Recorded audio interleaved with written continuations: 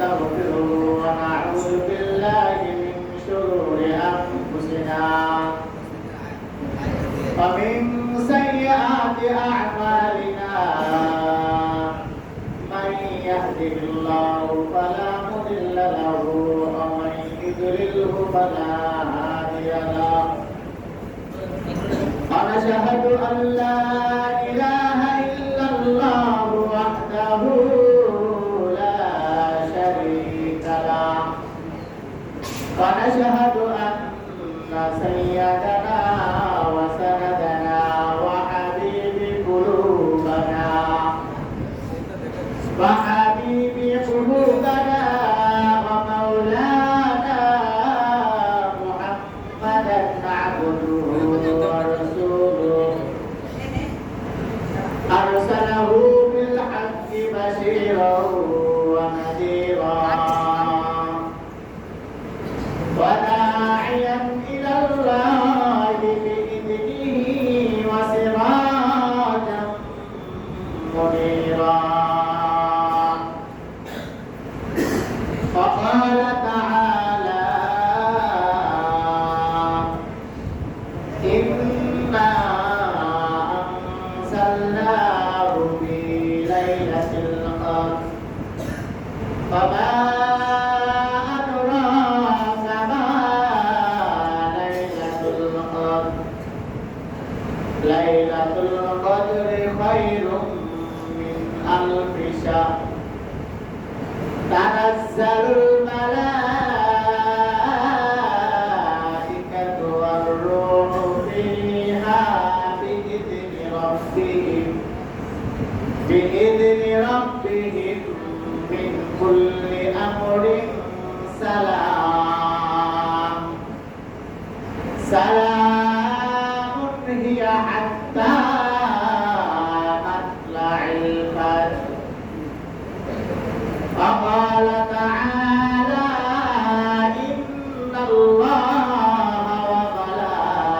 وملائكته يصلون على النبي يا أيها الذين آمنوا صلوا عليه وسلموا تسليما محمد الشهيد اللهم صل على محمد وعلى آل محمد كما صليت على إبراهيم وعلى آل إبراهيم إنك حميد مجيد اللهم بارك على محمد وعلى آل محمد كما باركت على إبراهيم وعلى آل إبراهيم إنك حميد مجيد بلغ العلا بكماله كشف الدجى بجماله حسنت جميع خصاله صلوا عليه وآله لا إله إلا الله لا إله إلا الله لا إله إلا الله لا إله إلا الله لا إله إلا الله لا إله إلا الله لا إله إلا الله لا إله إلا الله لا إله إلا الله لا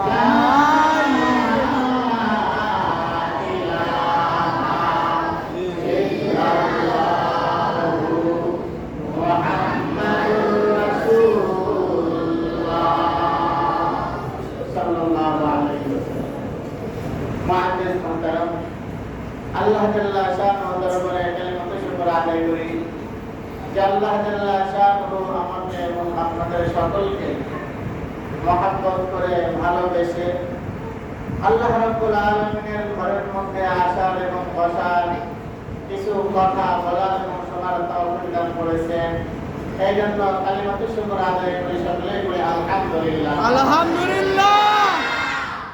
ওই আল্লাহ জাল্লা শাআনুহু দরবারে আরো লাখ কোটি শুকরিয়া যে আল্লাহ জাল্লা শাআনুহু আমাকে এবং আপনাদেরকে হায়াতে জিন্দেগির মধ্যে মাহে রমজানুল মুবারক মাস দান করেছেন। এই জন্য আরেকবার কালিমাতুল শুকর আদায় করি, সকলেই বলে আলহামদুলিল্লাহ।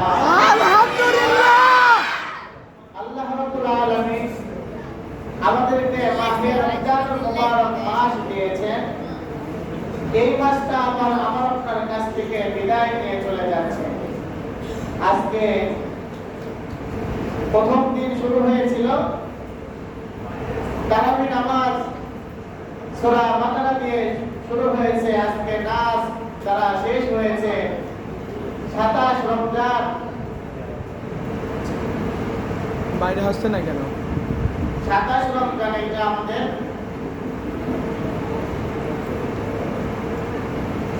27 রমজান 26 রমজান শেষ করে 27 তারাবি।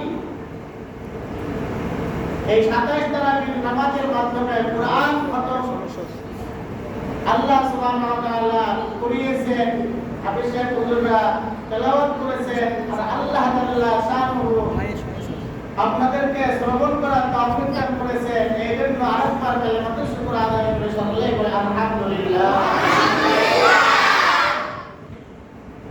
আল্লাহ রাব্বুল আলামিন এই রাতের যে বিষয়টা বলেছেন, ইন্না আনসালনাহু ফি লাইলাতুল কদর, এই লাইলাতুল কদরের রজনীতে আল্লাহ জাল্লা শানুহু এই কুরআন নাযিল করেছেন। শুরু করেছেন লাইলাতুল কদর দ্বারা, এই রজনী দ্বারা। এখন এই রজনী কি আজকেই লাইলাতুল কদরের রজনী? না, আল্লাহ রাসূল সাল্লাল্লাহু আলাইহি ওয়াসাল্লামকে লাইলাতুল কদরের রজনী কুরআনের সম্মানার্থে, কুরআনের সম্মানের কারণে লাইলাতুল কদরের রজনী নির্দিষ্ট করে নিয়েছিলেন। একেবারে নির্দিষ্ট ছিল। বুখারী শরীফের মধ্যে আল্লাহ রাসূল সাল্লাল্লাহু আলাইহি ওয়াসাল্লাম এই ঘটনাটা হাদিসটা উল্লেখ করা। আল্লাহ রাসূল সাল্লাল্লাহু আলাইহি ওয়াসাল্লামকে নির্দিষ্ট করে দিলেন। রাসূল সাল্লাল্লাহু আলাইহি ওয়াসাল্লাম মসজিদ থেকে বের হয়ে সাহাবা আজমাইনদেরকে বলতে যাচ্ছিলেন, আমার সাহাবারা, আজকে তোমাদেরকে একটা তথ্য দিতে চাচ্ছি, যে তথ্যটা অনেক গুরুত্বপূর্ণ একটা দামি তথ্য। কথা হয়ে গেল, বলতে যাবেন, মসজিদ থেকে বের হয়ে দেখে যে কিছু মানুষ কান্না ফাসাদ শুরু করে দিয়েছে, গ্যাঞ্জাম শুরু করে দিয়েছে, মারামারি শুরু করে দিয়েছে। রাসূল সাল্লাল্লাহু আলাইহি ওয়াসাল্লাম তাদেরকে বোঝাইতে যায়, তাদের গ্যাঞ্জামটা, তাদের কান্নাটা, তাদের ঝগড়াটা মিটাতে যায়। রাসূল সাল্লাল্লাহু আলাইহি ওয়াসাল্লাম নির্দিষ্ট করা যে লাইলাতুল কদরের রজনী ছিল, এটা ভুলে গিয়েছে। সাহাবাদেরকে বলতেছেন, তোমাদেরকে তো নির্দিষ্ট একটা লাইলাতুল কদরের রজনী আল্লাহ জাল্লা শানুহু আমাকে বলে দিয়েছিলেন, আমি তোমাদেরকে বলতে গিয়েছিলাম, কিন্তু ওই যে দেখো না ওখানে মারামারি হচ্ছিল, ঝগড়াঝাটি হচ্ছিল, এই জন্য ওইটা মিটাইতে যাওয়ার কারণে আমাকে আল্লাহ তাআলা আবার ভুলাই দিয়েছে। ভোলানোর কারণ ওলামা হযরত মুফাসসিরিন ইকরাম লিখেছেন যে শেষ জামানার উম্মতরা, মানুষরা কেমন হবে, ওদের আসলাটা কেমন, তারা নির্দিষ্ট একটা দিনের কারণে, একটা সময়ের কারণে তারা পিছনের ইবাদত বন্দেগী সময়গুলো বাদ দিয়ে দিবে। এই জন্য একদিনের অপেক্ষায় থাকবে। মুফাসসিরিন ইকরাম লিখেছেন, বলেছেন যে মনে হয় এই কারণে আল্লাহ জাল্লা শানুহু নির্দিষ্ট করে দেন নাই, দিয়েছিলেন আবার ভুলাই দিয়েছেন। ওমর ফারুক রাদিয়াল্লাহু তাআলা আনহু নবী আরবি আলাইহিস সালামের জামানার একটা ঘটনা। রাসূল সাল্লাল্লাহু আলাইহি ওয়াসাল্লাম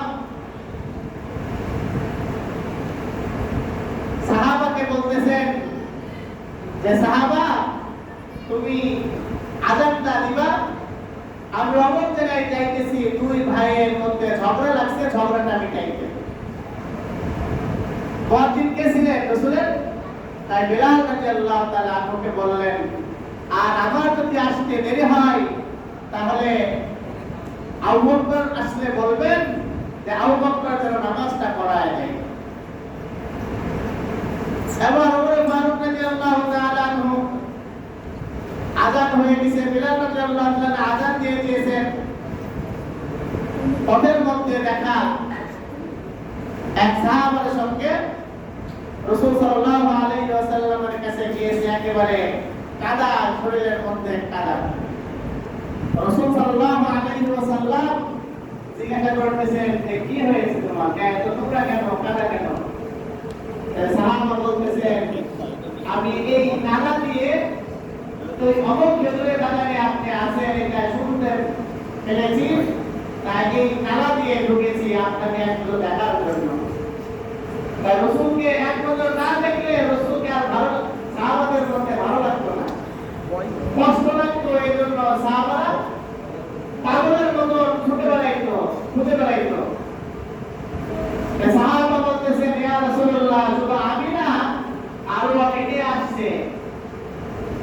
তখন রাসূল সাল্লাল্লাহু আলাইহি ওয়াসাল্লাম বললেন যে তুমি যা বলো আমি তাদের সঙ্গে দেখা করতে আসছি, আমার পায়ের জুতাটা নিয়ে যাও আর বলো যে লা ইলাহা ইল্লাল্লাহ দাখালাল জান্নাহ, যে লা ইলাহা ইল্লাল্লাহ পড়ে নেবে সে দাখালাল জান্নাহ পেয়ে যাবে। এই কথাটা বলে পাঠাইলেন আর হাতে রাসূলের জুতা মোবারক সাহাবার হাতে দিয়ে দিয়েছেন। পথের মধ্যে ওমর ফারুক রাদিয়াল্লাহু তাআলা আনহুর সঙ্গে দেখা। ওমর ফারুক রাদিয়াল্লাহু তাআলা আনহু বলতেছেন হয়ে যাও।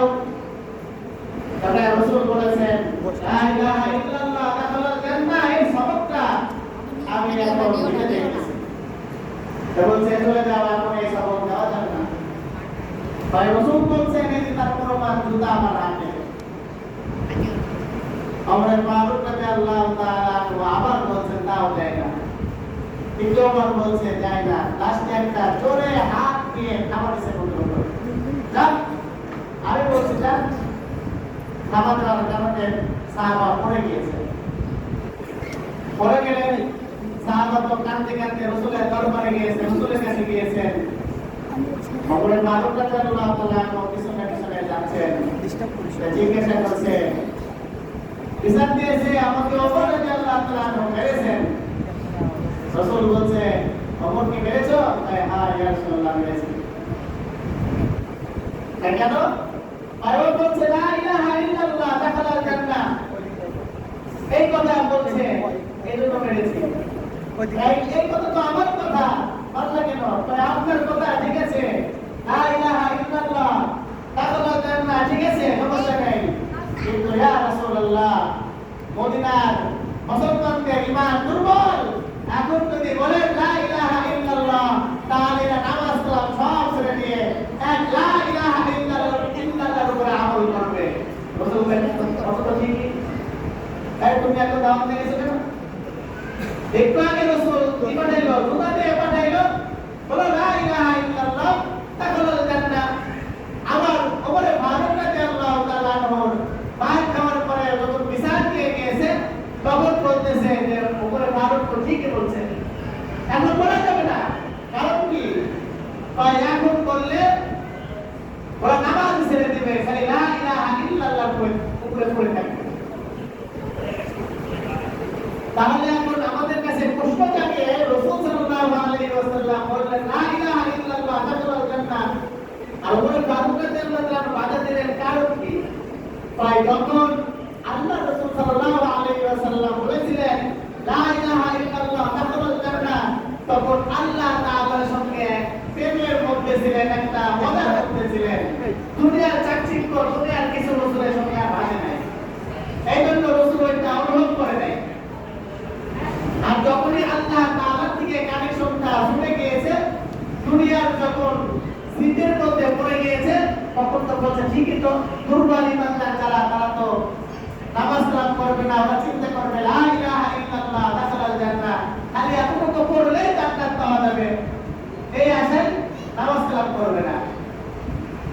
রাসূল যখন আল্লাহ তাআলার সঙ্গে মহব্বতের মধ্যে ছিলেন, তার প্রেম ও ভালোবাসার মধ্যে ছিলেন, তখন ছিল কি সহজ সহজ কি লা ইলাহা ইল্লাল্লাহ বলা মাত্রই যে বলবে সেই দাখালাল জান্নাত পেয়ে যাবে। সুবহানাল্লাহ।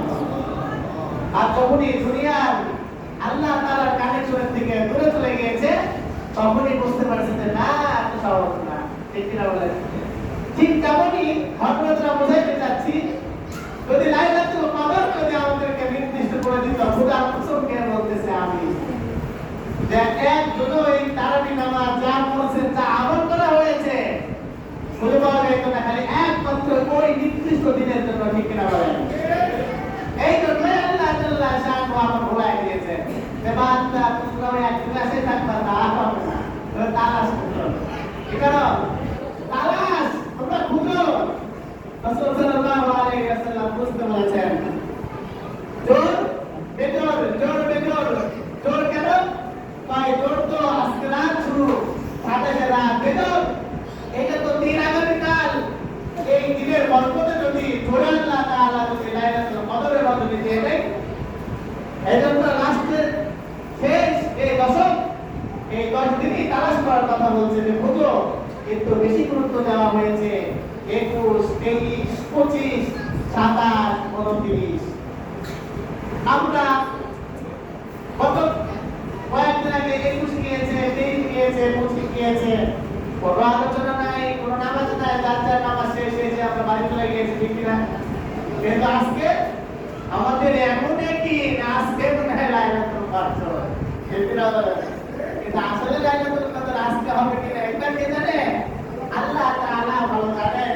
কিন্তু আমরা আশা রাখি, কারণ অনেক কারণ আছে, তার মধ্যে কিছু কারণ, একটা কারণ হলো এমন যে আজকের রাতে কোরআন শেষ হলো। ঠিক কিনা বলেন? আজকে শেষ হলো না তারাবি? তারাবি শেষ হলো, কোরআন খতম শেষ হয়েছে, তারাবি আরো 2-3টা আমাদের কি পড়া লাগবে, সাওয়ালের চাঁদ না আসা পর্যন্ত। এই কয়টা তারাবি হয় করতে হবে। মুআজ্জাজ কোতারা আল্লাহ জাল্লা শানুহু এই লাইলাতুল কদরের রজনীতে নাযিল করেছেন, তাই কোরআন নাযিল করেছেন। কোরআন নাযিল করেছেন লাইলাতুল কদরের রজনী, এই জন্য এই রাতটা অনেক দামি হয়ে গিয়েছে, অনেক দামি। এত দামি যে দামের বিষয়টা আল্লাহ রাসূল সাল্লাল্লাহু আলাইহি ওয়াসাল্লাম বলেন 1000 রাত সমতুল্য। 1000 রাত, 1000 রাত আল্লাহ রাসূল সাল্লাল্লাহু আলাইহি ওয়াসাল্লাম সাহাবা আজমাইনদেরকে নিয়ে হাদিসের দর্শের মধ্যে বসে আছেন। নবী আলাইহিস সালাম সাহাবাদেরকে নিয়ে নসিহত করতেছেন।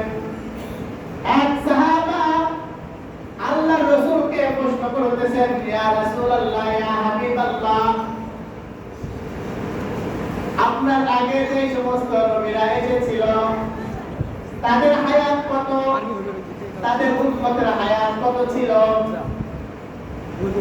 আল্লাহ রাসূল সাল্লাল্লাহু আলাইহি ওয়াসাল্লাম বলেন, কারোর বয়স ছিল 1000 বছর, কারোর বয়স ছিল 2200, কারোর বয়স 900। অনেক বড় বড় হায়াতের জিন্দেগির কথা বলেছেন। তারপরে জিজ্ঞাসা করেছেন, তারা তো আমল করেছে, তাদের এত আমলের সঙ্গে তো আমরা তো পারবো না, আমাদের হায়াত কত? রাসূল বলতেছেন আমাদের 60-63 বছরের জিন্দেগি। নবী আলাইহিস সালাম বলার সাথে সাথে সাহাবাত নাই বলতেছেন, ইয়া রাসূলুল্লাহ, ইয়া হাবিবাল্লাহ, তাদের সঙ্গে তো আমাদের কোনো তুলনাই হয় না। তারা 1000 বছর তাদের হায়াতের জিন্দেগি ছিল। 1000 বছর হায়াতের জিন্দেগির মধ্যে না জানি কত ইবাদত বন্দেগী করেছেন। আমাদের অনেক আগে তারা জান্নাতে যাবে, আর আমাদের অল্প একটু হায়াত, এই হায়াতের মধ্যে আবার কত আমাদের গুনাহ হবে। ইয়া রাসূলুল্লাহ, ইয়া হাবিবাল্লাহ,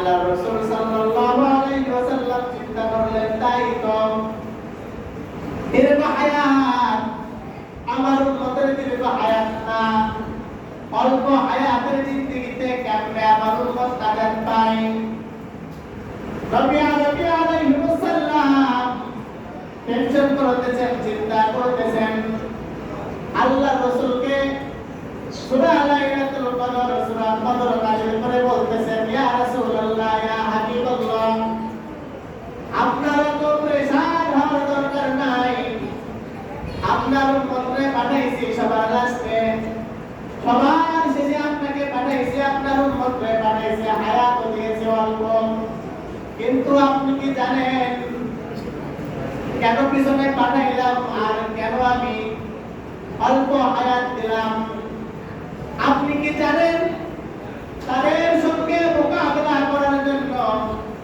আপনার উম্মতের একটা রাতি যথেষ্ট কয়টা রাত একটা রাতি যথেষ্ট যদি আপনার উম্মতরা যদি একটি রাত যদি তার জিন্দেগির মধ্যে যদি পেয়ে যায়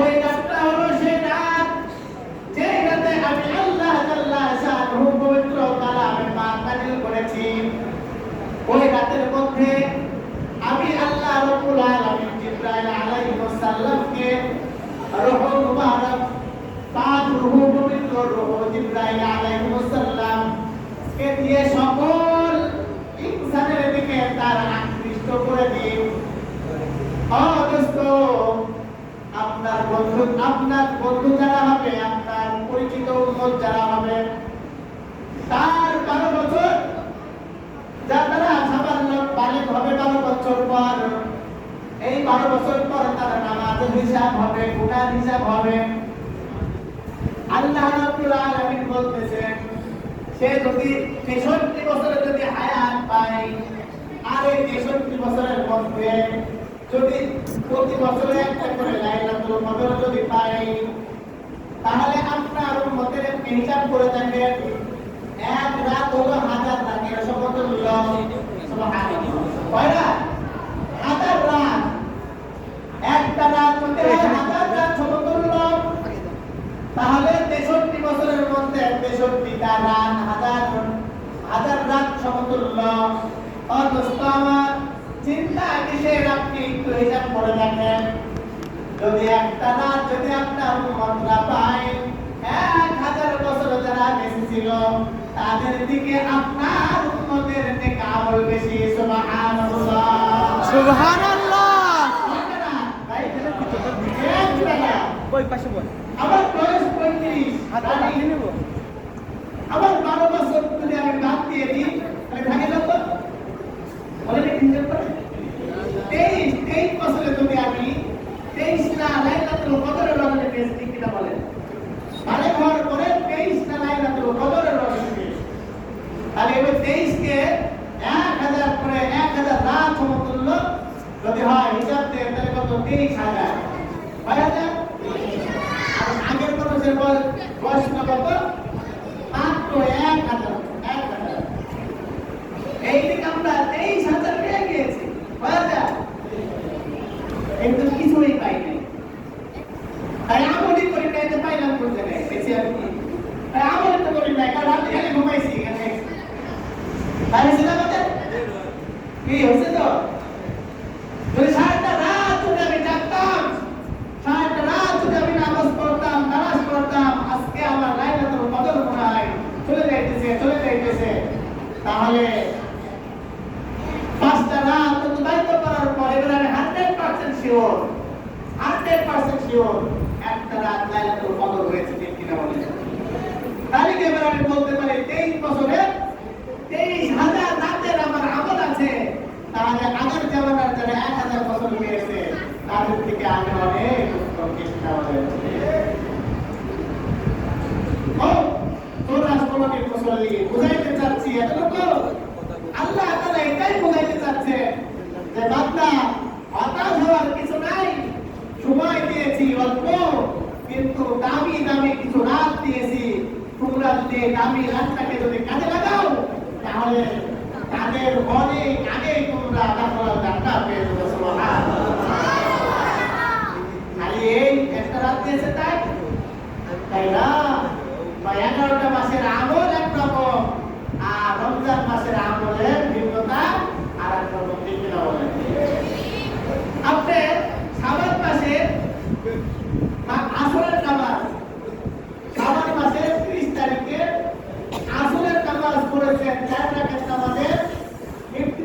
মনে করেন যে যে সোয়াবটা আছে সেই সোয়াবই পেয়েছেন।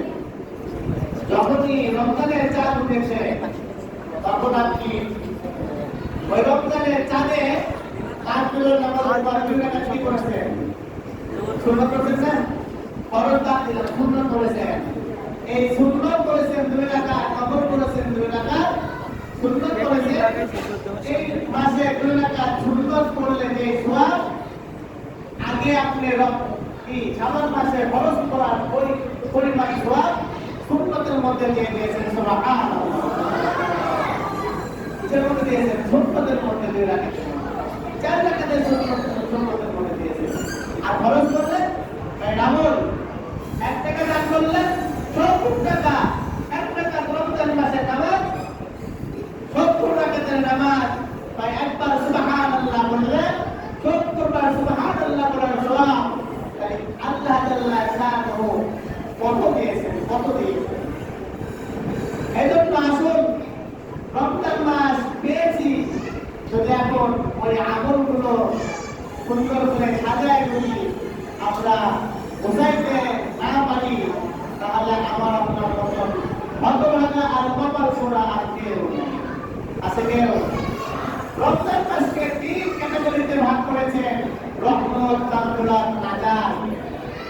রহমত প্রাপ্ত হয়ে যান কিনা বুঝলাম না, মাগফিরাত চাইলাম কিনা বুঝলাম না, আবার নাজাত চলছে, আল্লাহ মাফ করলো কিনা তাও বুঝলাম না। আমার আপনার এমনটা দরকার যে আল্লাহ তাআলার কাছ থেকে আল্লাহ রাব্বুল আলামিনের কাছ থেকে গুনাহগুলোকে ক্ষমা করে নেওয়া। আল্লাহ রাসূল সাল্লাল্লাহু আলাইহি ওয়াসাল্লাম মেম্বারে যখন উঠতেছিলেন, প্রথম মেম্বারে পা দিলেন, বললেন আমিন। দ্বিতীয় মেম্বারে পা রাখলেন, তখন বললেন আমিন। তৃতীয় মেম্বারে পা রাখলেন, বললেন আমিন। উপস্থিত সাহাবারা বলতেছেন, ইয়া রাসূলুল্লাহ, ইয়া হাবিবাল্লাহ, কোনদিন দেখলাম না আপনি মেম্বারে যখন ওঠেন তখন আমিন বলেন, আজকে কেন আমিন বললেন? আল্লাহ রাসূল বলতেছেন, এই মাত্র জিবরাইল আলাইহিস সালাম এসে বলতেছেন যে রমজান মাস আইলো, রমজান মাস পাওয়ার পর যে তার গুনাহ খাতা মাফ করে দিতে পারলো না, সে ধ্বংস হয়ে যান। ফেরেশতা বলল, ধ্বংস হয়ে যান যথেষ্ট। আল্লাহ রাসূল সাল্লাল্লাহু আলাইহি ওয়াসাল্লাম আরো শক্ত মজবুত করার জন্য বললেন আমিন, আল্লাহ কবুল করেন। দ্বিতীয় মেম্বারের উপরে পা রাখলেন, তখন বললেন আমিন।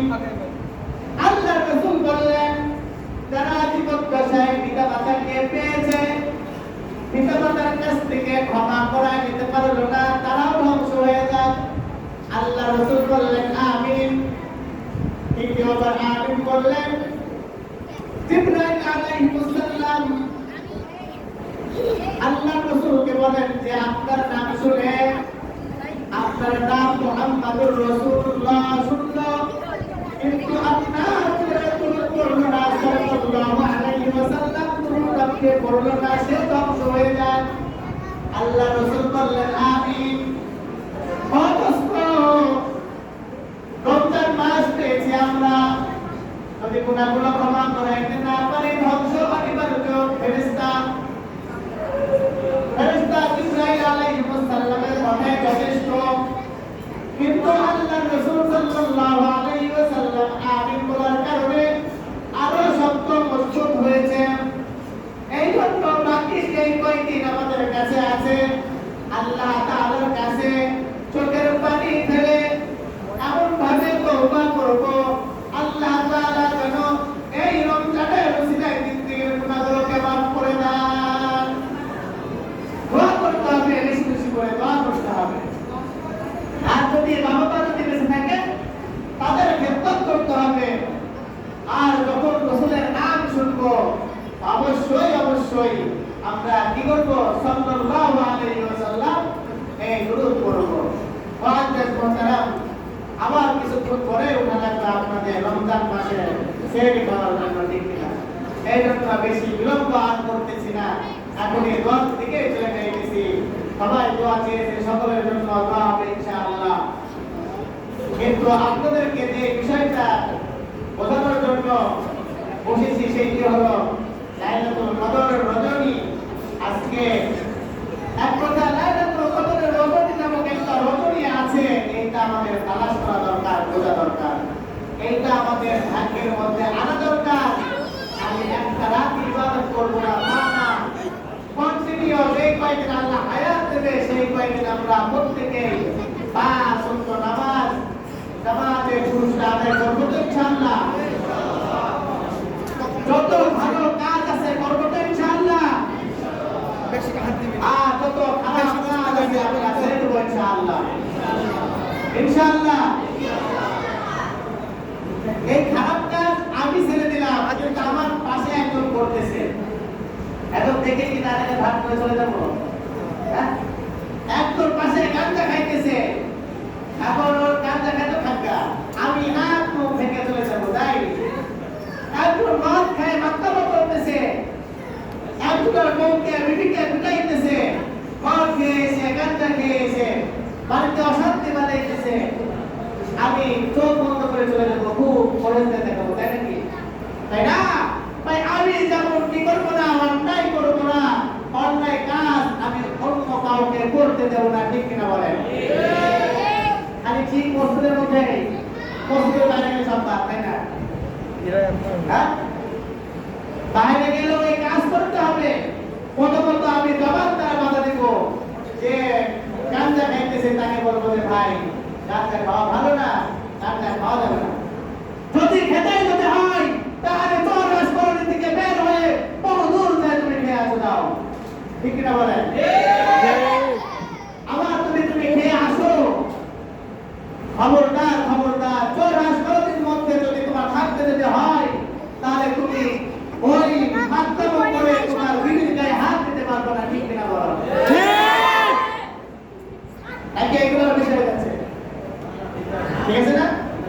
এটা হক কথা না? ভালো কাজ না এগুলো? এই ভালো কাজগুলো আমার আপনার করতে হবে, এবং আমাদের যারা পাশে আছে, পাশে থাকবে, যারা জানে না তাদেরকে জানাইতে হবে যে সৎ কাজের আদেশ করব আর অসৎ কাজের নিষেধ করব। প্রথমত মুখ দ্বারা বলবো, কি দ্বারা বলবে না, তখন এবার হাত দ্বারা, আগে গুলো মাইক্রো করা যাবে। হাত দ্বারা তাকে বোঝাইতে হবে যে ভাই তোমাকে আমি হাত মুখ দিয়ে বললাম, ঠিক আছে, তুমি যদি এবার যদি খাও তাহলে বললাম আমরা যারা নামাজি অথবা বেনামাজি যে হই না কেন সৎ কাজ করবো যারা আমরা, অবশ্যই তোমাকে প্রতিহত করবো। আজকে তোমাকে অর্ডার দিলাম, যদি তুমি আজকে যদি আমার মুখের দ্বারা যদি তুমি যদি না শুনলাম গাঁজা খাওয়া, মদ খাওয়া, অশ্লীল কাজ যদি না ছাড়ো, কালকে আমরা দ্বিগুণ শক্তি নিয়ে কোনটি সকল যুবক এবং মুরব্বী, পাঁচ ওয়াক্ত নামাজি ওয়ালা মানুষ, ছেলে এবং মেয়ে উভয় মিলে এসে তোমাকে প্রতিহত করবো। করবেন তো ইনশাআল্লাহ? তোমার একজন এই কথা বললো, দ্বিতীয় দিন আর গাঁজা খাবে না, খাবে? দ্বিতীয় দিন তো আর মদ খাবে? ভাই এই লোকজন তো সকালে একসাথে যদি আসে তাহলে তোমার বাড়ি ঘর তো ভেঙে উঠে কয়দিন শুরু করেছিল, আলহামদুলিল্লাহ খুব ভালো লাগছিল। কয়দিন শুরু হয়েছিল না এদিন? যেই আমি ওখানে দাঁড়িয়েছি আমার মুসলমান মেয়েটা হুজুর তারা দেখতে চাইছি, ভাই খুব পিটানি পিটাইতেছি, কেন? ভাই খালি গাঁজা খাইতে আসে।